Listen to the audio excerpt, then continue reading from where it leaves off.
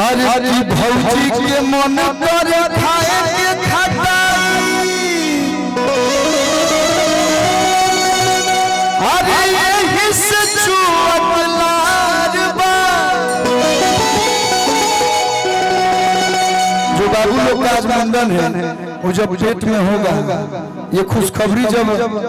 सुनाई दिया होगा भैया लोग को माने घर पे मेरे जैसा देवर है वो फोन करके भैया को यही ना कहेगा अरे की भौजी के मन करे खाए के खटाई अरे यही से चुअत लारबा आज यही से लागल बुखार बा मेरी भाभी है मतलब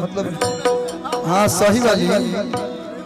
बिन कुमारी भाभी है हम भाभी मान लेते हैं किसी को भी हम स्टेज के हम खुद के राजा हैं इनको गर्लफ्रेंड इनको साली हम कुछ वो मान सकते हैं ये मेरा देश मेरा राज्य है अरे की भौजी के मन करे खाए के खटाई आये इससे चुअत लारबा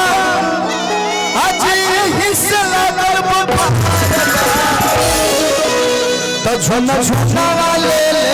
हाय भैया गाया सहना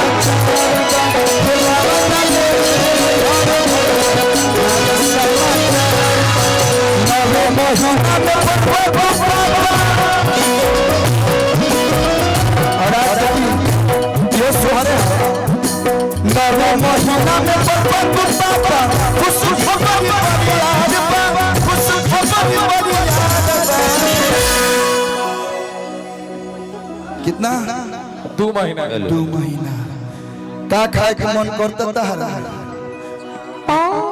गोलगप्पा फुचका छोला मोमोज खाओगी मोमोज बर्गर बर्गर वाला रेस्टोरेंट से मंगा देता नहीं बर्गर खेरा वाला ले ले हाय भैया नाया समाचार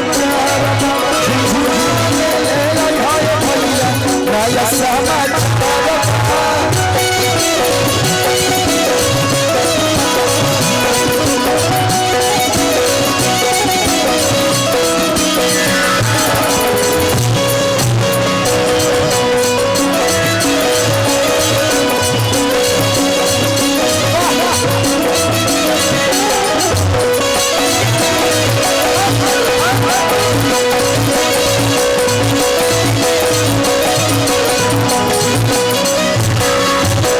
पारिवारिक प्रोग्राम में मेहनत नहीं के बस तन झूमत रह सब भैया लोग खुदे झूमे ला लो